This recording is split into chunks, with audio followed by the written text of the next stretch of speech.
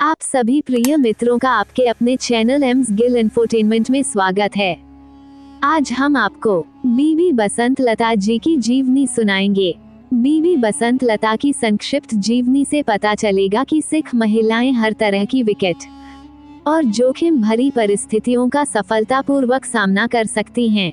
वे सबसे बुरी यातनाएं झेल सकती हैं, प्रलोभनों से दूर रह सकती हैं और अपने धर्म, सम्मान और अधिकारों की रक्षा के लिए अपने प्राणों की आहुति दे सकती हैं।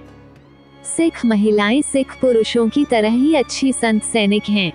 बपतिस्मा प्राप्त सिख महिला बसंत लता का कोई जीवित रिश्तेदार नहीं था।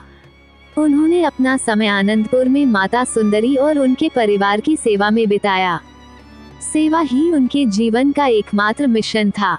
उन्होंने परिवार के हर सदस्य को अपने प्रिय और करीबी व्यक्ति की तरह माना। वह माता सुंदरी की छत्र छाया में खुशी खुशी रह रही थी।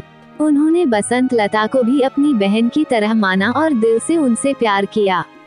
गुरु गोबिंद सिंह ने औरंगजेब के सुरक्षित निकासी के लिखित आश्वासन पर 20-21 दिसंबर 1704 की रात को अनिच्छा से आनंदपुर के किले को खाली कर दिया।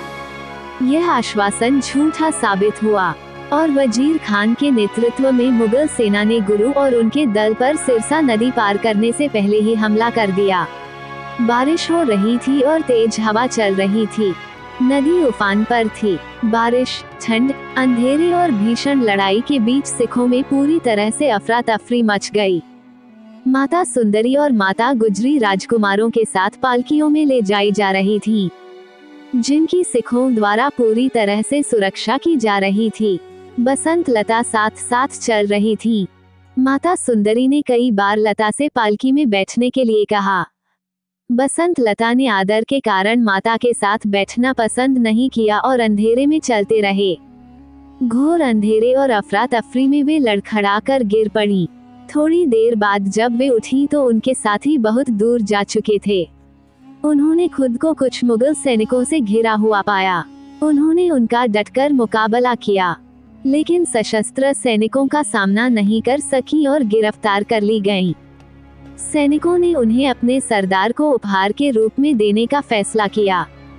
वे उन्हें सरदार के घर ले गए और उन्हें भेंट कर दिया। उसने सरदार से कहा, मैं माता सुंदरी की दासी हूँ। मेरा विश्वास मेरे प्राणों से भी अधिक प्रिय है। मैं अपने सम्मान की वेदी पर अपने प्राणों की आहुति देना जानती हूँ। आपके लिए बेहतर होगा कि आप मुझे छोड़ दे ताकि मैं अपने दल में शामिल हो जाऊं। सरदार ने उसकी बात नहीं सुनी और उसे अपनी वरिष्ठ रानी के रूप में आरामदायक और सम्मानजनक जीवन जीने का प्रस्ताव दिया। उसने उसे कीमती आभूषण भी दिखाए, जिन्हें वह रानी बनने के बाद इस्तेमाल कर सकती थी। वह सहमत नहीं हुई और उसने उसके प्रस्तावों को साफ तौर पर अस्वीकार कर दिया। सरदार उस पर मोहित हो गया और उसने आदेश दिया कि जब तक वह सहमत न हो जाए उसे यातनाएं दी जाएं। सैनिकों ने उसे धमकाया और यातनाएं दी। उसे भूखा रखा गया और लगातार 24 घंटे तक गेहूं पीसना पड़ा। वो बहुत थक गई थी और सरदार को उम्मीद थी कि अब वो उससे शादी करने के लिए राजी हो जाएगी।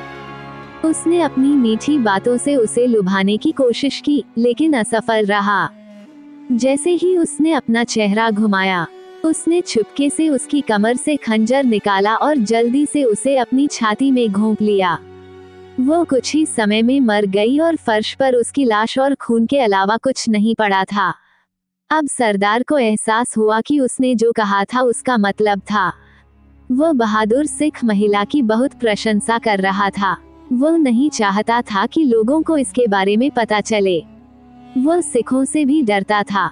उसने अपने हिंदू नौकर को बुलाया और उसे सिख रीति रिवाजों के अनुसार गुप्त रूप से उसका अंतिम संस्कार करने के लिए कहा। नौकर ने अपनी पत्नी से बसंत लता के शव को स्नान कराने के लिए कहा। उसे उसकी जेब में एक लिखा हुआ कागज मिला। ये बसंत लता द्वारा माता सुंदरी को लिखा गया पत्र था, जिसमें उन्हें बताया गया था कि उनकी प्रिय लता ने उनके सम्मान और आस्था की रक्षा के लिए अपने प्राणों की आहुति दे दी है, ताकि वे अगली दुनिया में उनसे मिल सकें। लता ने माता सुंदरी से ये भी अनुरोध किया कि सेवा के दौरान उनसे कोई गलती हुई हो तो वे उसे माफ कर दें। अपना कीमती समय निकाल के हमें सुनने के लिए सभी दर्शकों का हार्दिक धन्यवाद। और भी सिख इतिहास कहानियाँ और घटनाएं जानने के लिए बने रहे हमारे साथ। वाहेगुरु जी दा खालसा, श्री वाहेगुरु जी दी फतेह।